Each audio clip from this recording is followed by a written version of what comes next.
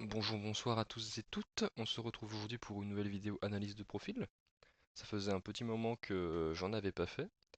Et étant donné qu'il va y avoir quand même pas mal de modifications de personnages a priori dans les semaines ou mois à venir, je me suis dit que ce serait bien de commencer à les aborder sur la chaîne. Alors je garantis pas que je ferai pour tous les persos parce que j'aurais pas forcément le temps ni l'envie. Mais là ça concerne un personnage que beaucoup de gens aiment, que ce soit en termes de lore qu'en termes de figurines. Je trouve ça intéressant de mettre en avant ces futurs buffs.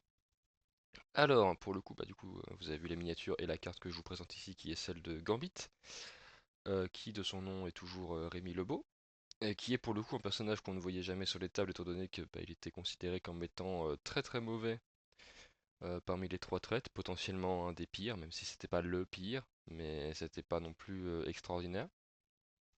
Qu'en est-il du coup cette nouvelle mouture du personnage? Au niveau du coup de son alias, c'est toujours le même, c'est toujours Rémi Lebeau. Point de vue défensif, 3-3-3 en termes de statline. 5 PV. Donc comme ça, de prime abord, on se dit que c'est un petit peu faible. Et c'est vrai que pour un 3 traite, il est extrêmement moyen, voire largement en dessous de la courbe. Parce qu'il y a souvent un 3 traite qui a un petit dé en plus quelque part ou un petit sixième PV, ce qui n'est pas son cas. Parce que comme on peut le voir, même sur sa face en mauvaise santé, il a toujours que 5 PV. C'est un menace 3, donc il reste à son niveau de menace précédent. C'est un taille 2 qui bouge de M. Donc pour le coup, la statline est extrêmement moyenne. Il n'y a rien de folichon à ce niveau-là. Sa première attaque est un gainer, donc qui est le beau staff. Portée 2 pour 4D. Donc il gagne un pouvoir automatiquement vu que c'est un gainer. Et sur un wild, avant les dégâts, il push away un personnage de taille 3. Donc c'est un très bon outil de contrôle, surtout qu'on le verra, Gambit a un très facile moyen de fiabiliser ses wilds. Sa deuxième attaque, le Kinetic Ace, qui est l'attaque qu'il avait déjà auparavant, cette fois-ci elle passe en énergie. Alors qu'avant c'était du physique, donc énergie c'est souvent une défense qui est un petit peu faible, donc on est très content d'avoir ce changement de type. C'est un builder, donc vous gagnez autant de pouvoir que vous infligez de dégâts, portez 3-4 dés. Et sur un wild vous faites un explosive. Donc avant les dégâts vous mettez un dégât à tous les ennemis à 2 de votre cible. Son spender a changé. Alors, je me souviens plus exactement des triggers auparavant, mais maintenant c'est un beam 4, donc ça fait quand même un gros beam. 5 dés pour 3 pouvoirs. Et sur 2 wild, après l'attaque, vous allez infliger la condition spéciale stun. Euh, donc voilà pour ces attaques. Alors, il y a un petit lifting. Globalement, ça peut paraître moins bien, mais on va y venir tout de suite. Donc il a A Little Something Extra, donc ça pour le coup c'est quelque chose qu'il avait déjà avant. Donc, quand ce personnage attaque, pendant la phase de modification des dés, il peut utiliser ce super pouvoir. Il peut changer une touche de son jet de dés comme étant un wild. Donc ça c'est énorme pour tous les triggers que vous avez sur vos différentes attaques, soit le push, l'explosive ou le stun, parce que vous avez quand même beaucoup plus de chances de faire des touches que de faire des wilds. Donc ça vous permet, si vous avez un pouvoir, d'avoir un wild en plus. Ensuite il a Enhanced Agility, qui dit qu'après qu'une attaque ciblant ce personnage a été résolue, il peut payer 2. L'attaquant subit un dégât et ce personnage avance de S. Et là, il y a une différence par rapport à ce qu'on appelle les parting shots, les autres parting shots dans le jeu. C'est que lui n'a pas besoin de reculer nécessairement avec son avance de S. C'est lui qui choisit la direction. Donc ça peut être intéressant des fois pour choper des covers que vous pourriez pas forcément. Si vous savez que votre adversaire n'aura pas d'autre attaque et que vous avez besoin de vous rapprocher pour une raison X ou Y. Donc c'est le meilleur parting shot, c'est l'utilisation la plus versatile de ce genre de super pouvoir qu'on ait eu jusqu'à maintenant. Donc c'est quelque chose qui est bien pour lui. Et ensuite il a un passif qui du coup fait que tout le personnage prend énormément de sens. C'est que quand ce personnage attaque, se défend ou esquive, chaque wild dans son jet de dés compte comme 2 succès. Et là le personnage prend du coup une toute autre dimension. Parce que du coup en termes d'output défensif, euh, vous faites en théorie beaucoup plus mal que la plupart des trois traites. Parce que vous avez aussi Little Something Extra qui vous permet de changer une touche en wild. Donc en fait c'est très dicey. Sur vos 4D vous allez avoir besoin de rouler. Si vous roulez, mettons une touche et un wild, avec un jet de 4D, ce qui peut arriver, euh, ça veut dire que vous faites, si vous avez un pouvoir, 4 dégâts. Vous avez 4 touches fonctionnellement. Parce que vous avez le wild qui compte pour 2 et votre touche, vous pouvez payer un pour la transformer en wild également. Donc ça fait beaucoup de dégâts pour un menace 3. Ça peut le rendre défensivement assez tanky, même si c'est vraiment tributaire des wilds. Donc en fait, défensivement, le personnage, c'est un petit peu entre guillemets sa faiblesse, c'est que s'il roule des wilds en défense, il va souvent être quand même assez difficile à tomber parce que ça fait beaucoup de def. Et par contre, bah, s'il défend mal, bah, c'est 5 PV 3-3-3, on va pas se mentir que le personnage il explose. Euh, donc bon, c'est un très bon damage dealer et sa défense par contre, bah, un peu comme tous les persos du jeu, mais lui c'est encore pire, avec ce côté des wilds qui compte double, bah, c'est extrêmement dicey. Donc voilà pour ce qui est grosso modo de la présentation globale du personnage. Il a toujours a priori ces deux cartes tactiques d'auparavant qui est le Dark Past. Donc s'il n'est pas dans l'affiliation X-Men, ce qui lui permet de donner furtivité à tous ses alliés à 3 de lui, qui peut être un outil intéressant. Pour l'instant, j'ai pas trouvé que la carte pouvait être utilisée avec tant d'efficacité que ça, étant donné qu'il n'y a plus tant de gunline, donc souvent les ennemis ont quand même tendance à être à 3 de vos personnages. Mais on ne sait jamais.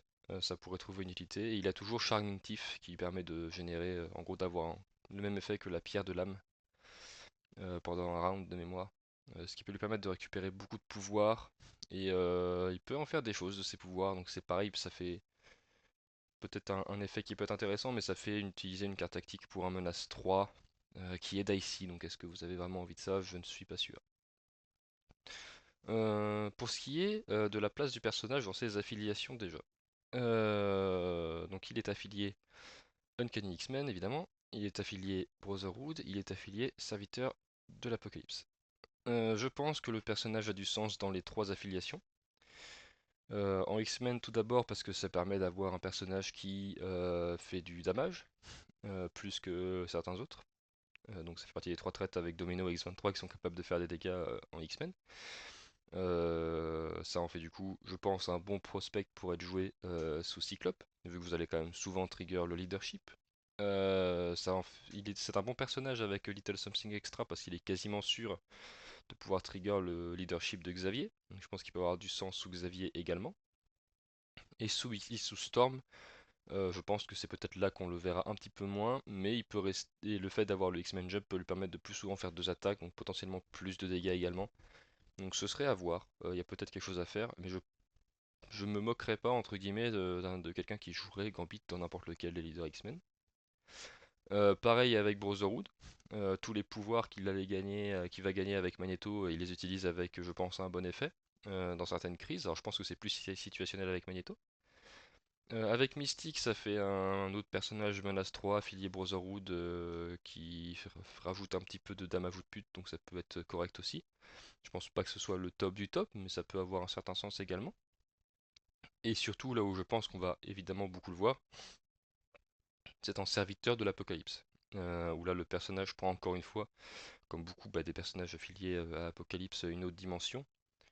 C'est un cavalier de la famine et un cavalier de la mort. Je l'ai testé dans les deux.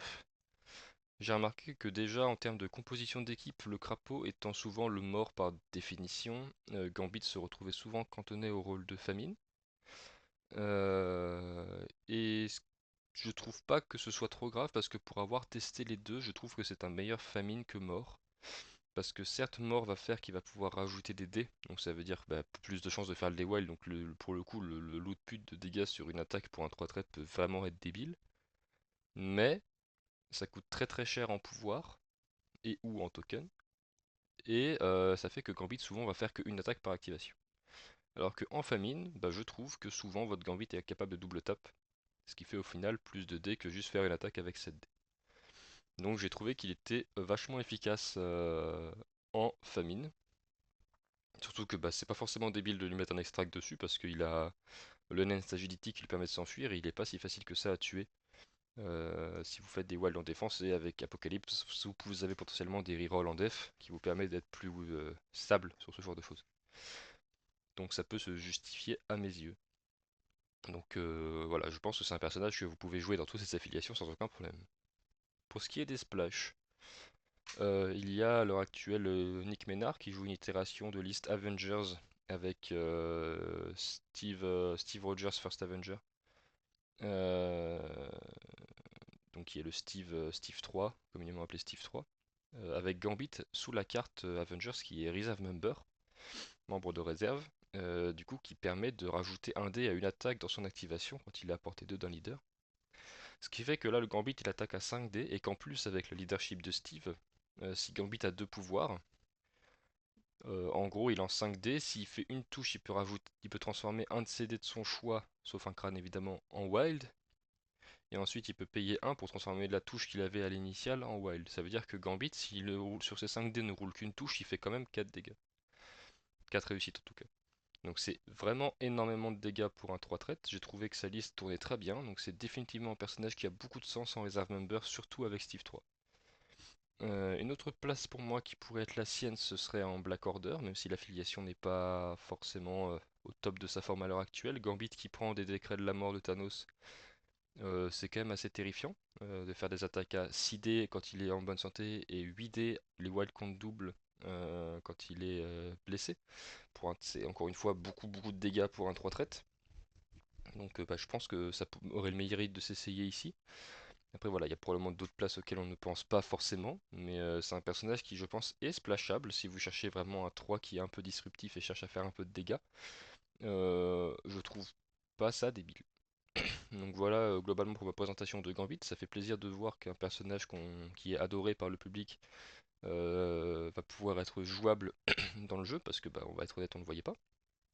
Moi je suis très content de ce qu'ils ont fait. Parce qu'il reste squishy. Je pense pas que ce soit si désagréable à affronter. Alors évidemment, si votre adversaire il roule 2 wild par G, vous allez pas forcément passer un bon moment, mais ça fait partie du jeu. Parce que bah, y a des games où Gambit, s'il roule pas en attaque, bah, il ne sert à rien. Donc ça fait partie un peu de l'équilibrage du perso, c'est que ça reste à la fin dicey. Merci à vous de m'avoir écouté, puis je vous dis à la prochaine pour une autre vidéo. Salut!